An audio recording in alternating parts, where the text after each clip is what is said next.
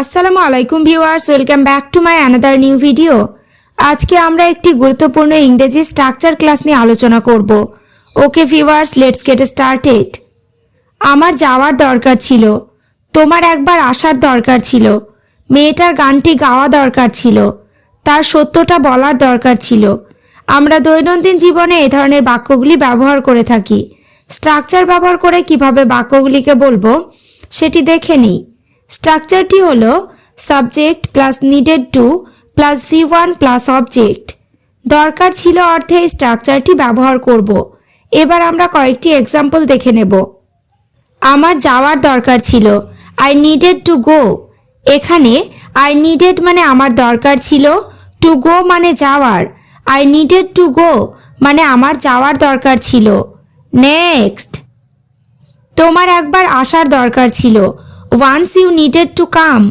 এখানে ওয়ান্স মানে একবার, ইউ নিডেড মানে তোমার দরকার ছিল, টু কাম মানে আসার। Once you needed to come মানে তোমার একবার আসার দরকার ছিল। পরেরটা, মেয়েটার গানটি গাওয়া দরকার ছিল, the girl needed to Singh the song. এখানে নিডেড মানে দরকার ছিল, টু সিং মানে গাওয়া, দ্য সং মানে গানটি। The girl needed to Singh the song মানে মেয়েটার গানটি গাওয়া দরকার ছিল। নেক্সট, তার সত্যটা বলার দরকার ছিল, she needed to tell the truth. এখানে শি নিডেড মানে তার দরকার ছিল, টু টেল মানে বলার, দ্য ট্রুথ মানে সত্যটা।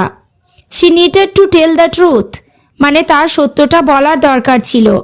এবার তোমরা স্ট্রাকচার ক্লাসটি ভালোভাবে বুঝতে পেরেছো। তাহলে তোমার একবার ফোন করার দরকার ছিল, তার আমাকে জানানোর দরকার ছিল। বাক্যগুলো ইংরেজিতে কি হবে কমেন্ট করে জানিও। ওকে ভিউয়ার্স, আজ এই পর্যন্ত। চ্যানেলটিতে নতুন হলে চ্যানেলটি সাবস্ক্রাইব করো, লাইক শেয়ার কমেন্ট করতে ভুলো না।